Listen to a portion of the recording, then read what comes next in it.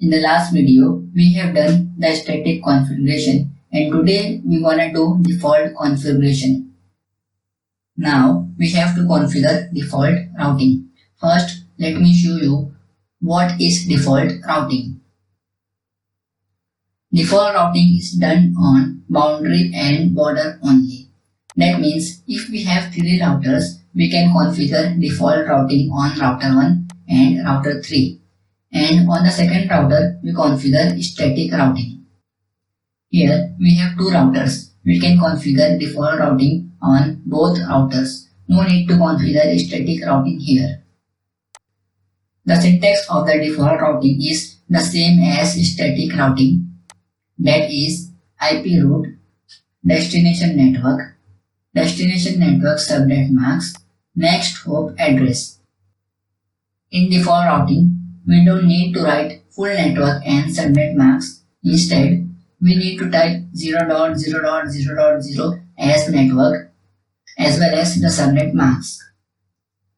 For the next hop address, we have to find the next hop. In our case, 192.168.0.98 is the next hop for router 0. So, click on router 0, go to CLI and press enter. Type enable to go to privilege mode. Type configure terminal to go to global configuration mode. Here we have to type that command, or you can say on the global mode we can configure our routing protocols. Type IP route 0.0.0.0 as destination network, 0.0.0.0 as destination network subnet mask, and 192.168.0.98 as next hop address. Type exit and save it with the right command. Close the window, click on router 1 and go to CLI. Now we are on the router 1, so router 0 will be our destination. Press enter. Type enable to go to privilege mode. Type configure terminal to go to global configuration mode. Type IP route 0.0.0.0 as destination network, 0.0.0.0 as destination network subnet mask, and 192.168.0.97 as next hop address. Type exit and save it with the right command. Now it's time for verification. Open router 0.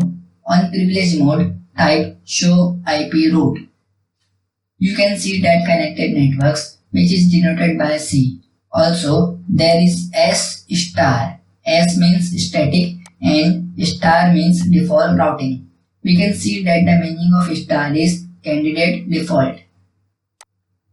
Now open router 1, type show IP route. You can see that connected networks, which is denoted by C, and also S star, which means default routing. Now open any PC, then verify that PCs are communicate with each other or not. Go to CMD and type the IP address 192.168.0.3. Here you can see that replies are coming from that PC. That means our configuration is successful. That's it for today. In the next video, we're gonna do RIP configuration. Thanks for watching.